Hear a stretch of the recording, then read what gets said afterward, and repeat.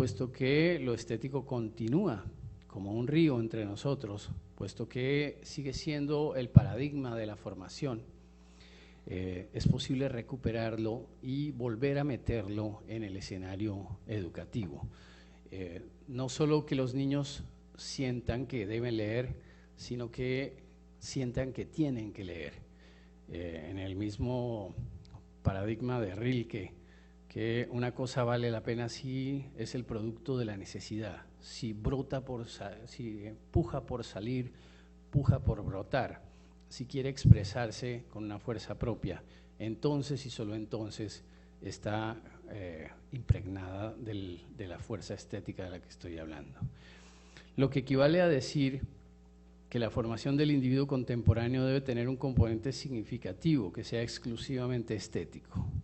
Tiempo para experimentar, oportunidad para apasionarse por algunas materias y numerosas ocasiones para percibir el atractivo del descubrimiento, el placer del viaje, la gracilidad de la experiencia repetida por el puro goce de tenerla. En efecto, si no se educa al sujeto o a los sujetos para tener tiempo para sí mismos, para brindarse las oportunidades, para escoger un determinado horizonte, para aprovechar esas ocasiones para percibir los atractivos, digamos, degustar, por ejemplo, la lectura, el descubrimiento, todos los elementos que supone abrirse al mundo, entonces la educación estética seguirá arrinconada en un escenario secundario, dando además a la educación un carácter obligatorio, perentorio, agresivo, y no este ejercicio perpetuo de formación, cuyas características deberían estar constantemente, o debían ser constantemente revisadas. La educación contemporánea puede volver a dotarse de estas posibilidades sin sufrir con ello una conmoción profunda ni perder ninguno de los elementos que hasta ahora le han dado su razón de ser. Yo creo, en efecto, que la razón de ser del conocimiento es estética, es decir, el hombre se educa para tener una experiencia estética más profunda, que lo lleva a degustar las edades de la vida, que lo lleva a entender su puesto en el mundo, el puesto del hombre en el cosmos, como decía Scheller y otros filósofos, la perspectiva desde la cual se observa, el punto de vista, a conquistar el punto de vista con gran apasionamiento. Lo que no se hace con apasionamiento no queda grabado, lo que no se repite no se fija o no queda fijado. Todo esto porque la educación estética en el hombre no compite con la educación formal, como algunos pensaban, ni está contrapuesta a ella, sino que la rodea y la recorre de manera impredecible y juguetona, por entre las márgenes, como diría Wittgenstein, o en los contornos, parafraseando a Norbert Elias, Bergson o Paul Valéry. Su carácter no programático y sus características mutaciones se experimentan como resultado de un ambiente formativo propicio, por una parte, y de un perceptible apasionamiento presente en la actitud vital de sus ejecutores. En efecto, ¿quiénes educan? Aquellos que tienen la voluntad para hacerlo, aquellos que están poseídos por el apasionamiento para hacerlo. No se trata entonces de una provisión formal de conocimientos, no se trata de instrucción, sino, si se quiere, usando una metáfora quizá muy fuerte, de contagio. En efecto, la educación es un efecto de contagio y supone un lugar, una atmósfera, unas condiciones para producir ese contagio y para arrastrar con la misma fuerza irracional con la que todo contagio arrastra. Su carácter no programático y sus características mutaciones se experimentan. Entonces, basta con que los maestros estén fuertemente involucrados en sus materias para que los estudiantes perciban este decidido nivel de compromiso que allí se manifiesta y lo enriquezcan con su propia interpretación. Tan solo con que los estudiantes sientan frecuentemente la necesidad de abrazar los modelos, las doctrinas y los ejemplos que se les enseñan con fruición para que se produzca un efecto revitalizador de todo el conjunto de la educación y para que sus instituciones adquieran una integridad y una vivacidad que de otro modo no pueden obtener. En efecto, para Goethe, para Schiller, para Kant, para los maestros alemanes del siglo XVIII, para los ingleses de la escuela del siglo XIX, enseñaba únicamente aquel que poseía el carácter, es decir, la mentalidad, la motivación, una especie de posesión, al menos temporal, de la condición estética. Y ellos han sido los que han producido los fenómenos del arte, los fenómenos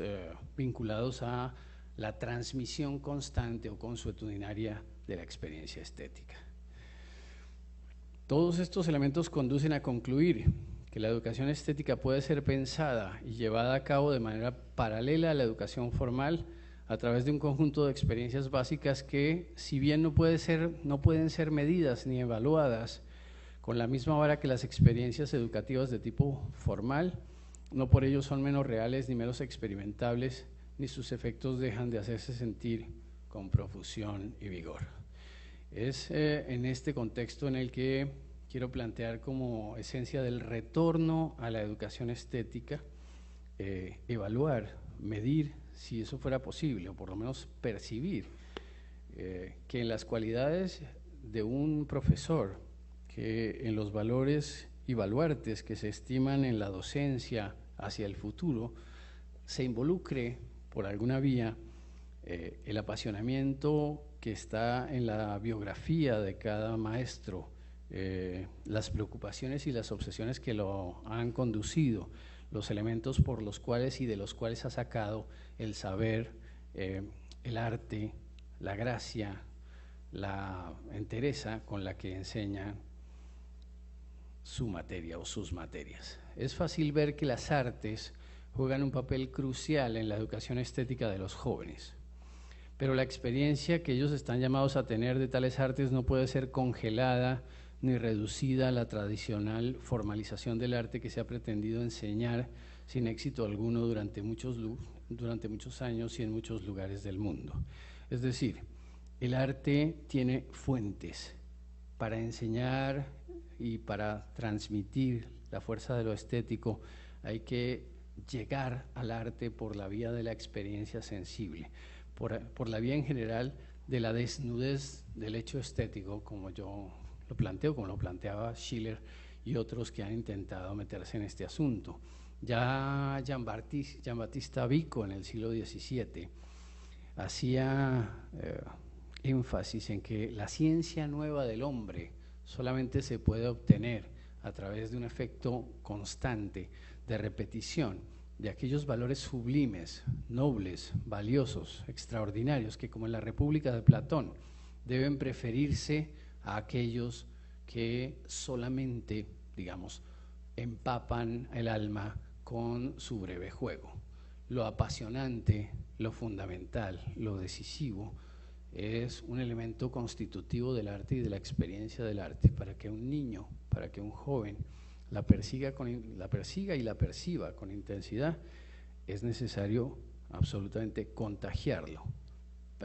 llevarle, transmitirle esta esencia a través de una profunda emoción que el maestro lleva consigo. Es preferible empezar por la desnudez del hecho estético, con toda la fuerza que la experiencia sensible por sí misma puede otorgar. Así, por ejemplo, la percepción del color y del movimiento educan la vista para captar los matices de las realidades visuales. Es decir, nos enseñan, digámoslo así, el abecedario de lo visual. La captación de los sonidos y de los ritmos propician una interpretación de lo auditivo que anteceda con mucho a la experiencia de la música. La percepción de las texturas y sus matices harán lo propio con el sentido del tacto. Algo similar puede explicar el desarrollo del olfato y del gusto como vectores de la experiencia estética del hombre. Es decir, quien conoce sus sentidos y las percepciones que derivan de sus sentidos podrá apreciar el arte. Quien no lo hace o quien no lo haga o prescinda de ello, se va a encontrar con una recepción absolutamente fría de parte de sus estudiantes con respecto a la experiencia profunda del arte. Todos estos elementos combinados y ordenados por sus intérpretes